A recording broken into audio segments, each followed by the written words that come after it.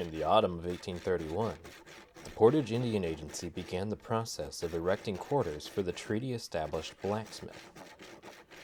Juliette Kinzie, wife of Indian agent John Kinzie, was getting somewhat impatient with her ramshackle temporary accommodations and looked to this new structure as an interim improvement. When John was called away on business and unable to superintend the work's continuation, she seized matters into her own hands and took up the issue with the Frenchmen, her term for the agency laborers. In her words, "After my husband's departure, I said to the men, 'Come, you have all your logs cut and hauled. The Indian women have brought the bark for the roof. What is to prevent our finishing the house and getting all moved and settled to surprise Monsieur John on his return?' 'Ah, to be sure, Madame John,' said Plant, who was always the spokesman, 'provided the one who plants a green bough on the chimney top is to have a treat.' 'Certainly, all hands fall to work and see who will win the treat.' Upon the strength of such an inducement to the one who should put the finishing stroke to the building, Plant, Pion, and Ménage all went vigorously to work. In obedience to Juliette's directives, the log kitchen with its clay chimney and its French-Canadian-style bark roof took shape. Before we had any right to look for my husband's return, I one day received a message inviting me to come up to the new house. We all went in a body, for we had purposely stayed away a few days, expecting this summons, of which we anticipated the meaning. Plant, in full glee, was seated astride a small keg on the roof, close beside the kitchen chimney, on the very summit of which he had planted a green bough. To this he held fast with one hand, while he exultingly waved the other and called out, "Eh ben, Madame Jeanne, et c'est pour le régal." Yes, Plant, you are entitled to a treat, and I hope you will not enjoy it the less that Pion and Ménage are to share it with you. This humorous anecdote of French-Canadian agency laborer Joseph Plant, celebrating the agency structure's completion balanced astride a keg on the building's ridgepole, oddly provides an apt mental image for grasping a societal position often experienced by Portage's Métis community. This class of ethnically in-between people were intrinsically drawn into the realm of official intermediary public service during the turbulent 1830s as the gears of colliding colonist and indigenous societies ground against each other. The result was a balancing act.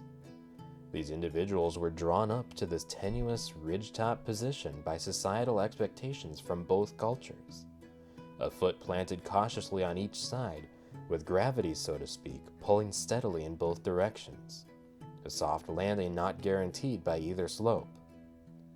Fill the keg with powder, and the analogy is complete. Bizarre as the word picture may be, Portage's Métis people were frequently plied into service as translators, facilitators, inside tracks of influence, and agency laborers.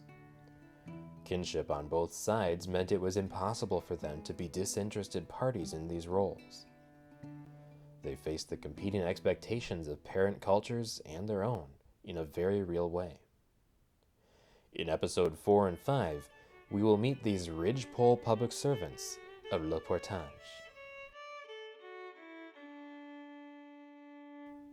Part of what drove Portage's Métis into working the gap between cultures leads us back to the patterns of marriage which gave rise to Métis families in the first place. It was common for a marriage to flow from or lead to a business relationship between French-Canadian traders and prominent indigenous leaders. As we've already seen, becoming a brother-in-law, son-in-law, or nephew of a prominent elder meant respected kinship ties with the broader community, as well as even a measure of protection for the otherwise isolated newcomer. Since these chiefs were at the fore of the indigenous nation's dealings with outsiders during these turbulent times, Métis offspring of these unions were trusted kin to be called upon in support of these chiefs' duties, especially as translators. One figure at Portage cast a conspicuous shadow in this role as an intermediary of languages. Pierre Paquette was described by the 1820s federal superintendent of Indian Affairs as a veteran interpreter. Over his short lifetime, this man's skills at artfully crossing the language barrier have been refined to such an extent that he became a preferred translator at major treaty councils, speaking on behalf of both the U.S. government and Ho-Chunk elders in settings as diverse as a Black Hawk War battlefield to the West Parlor of the White House, sometimes even hosting meetings within his own home. Although born around the turn of the century in St. Louis, many miles away from the Ho-Chunk homeland, Paquette's Ho-Chunk mother, Hoa Monica, appears to have raised him from birth to be bilingual, and of perhaps equal importance, carried kinship connections to Ho-Chunk leadership. One of her brothers was White Crow, the orator of the Rock River Band. Portage's Shugiga Decora's grandson, also named Shugiga, recalled that, "Our tribe had great respect for him. His mother was a Winnebago woman, and he was very friendly to our people." Translation as a process was a fact of everyday life among the many diverse cultures of Le Portage. But to a Washington, D.C. audience, the novelty led to a description of Paquette's translation at the White House in 1828. The chief began a harangue in slow guttural tones, accompanied with much earnest gesture. He spoke in short paragraphs.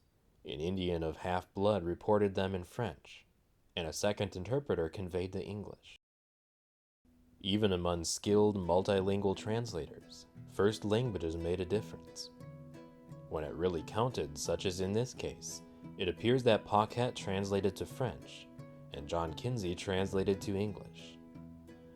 Paquette knew all three languages, but his dual first languages, as was the case among many of Portage's Métis, were French and Ho-Chunk.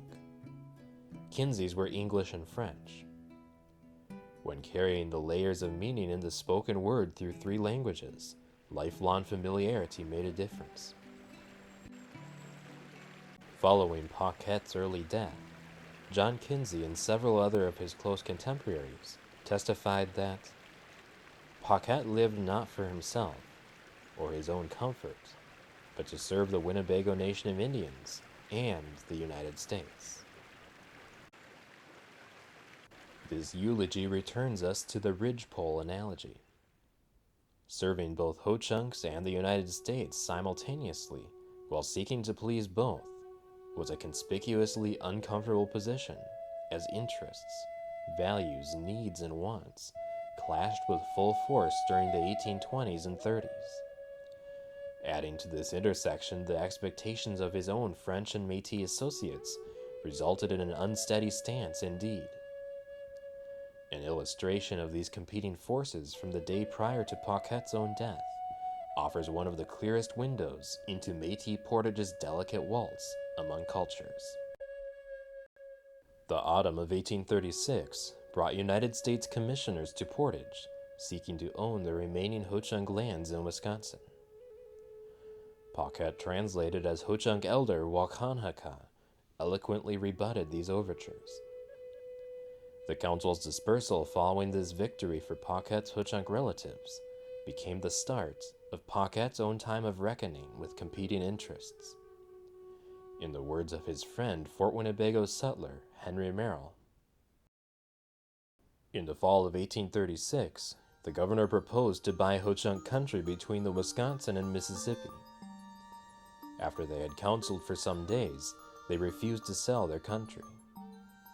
The story was raised that Paquette had advised them not to sell, and that he had not interpreted truly, which came to the ears of Paquette, and he said it was untrue. He told me the chiefs asked his advice, but he told them he could not advise them, for he did not know anything about the country the government wanted them to go to, and therefore they must make up their own minds about it. The traders and half-breeds all the way from Prairie du Chien and Green Bay were assembled here, and it was supposed many of them wanted the Indians to form a treaty. We stood in the yard in front of the store talking for some time. Paquette said some of the traders had been lying about him. This night he stayed with us, there being several officers in, conversing with us until 11 o'clock. Ever and anon, he would speak about the reports about him and the lies told, so I saw it was the one thing uppermost in his mind. Merrill went on to relate that since Paquette was also the one called upon to distribute treaty goods at the council, government directives to exclude the Rock River Band from the distributions were received as personal affronts to his relatives. Treaty Commissioner Henry Dodge noticed this also, stating that members of the Rock River Band believed a Mr. Paquette had been the cause of their not receiving their annuity money.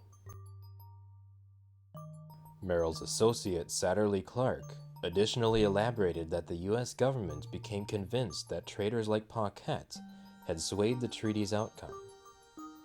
Revocation of trading license was the penalty.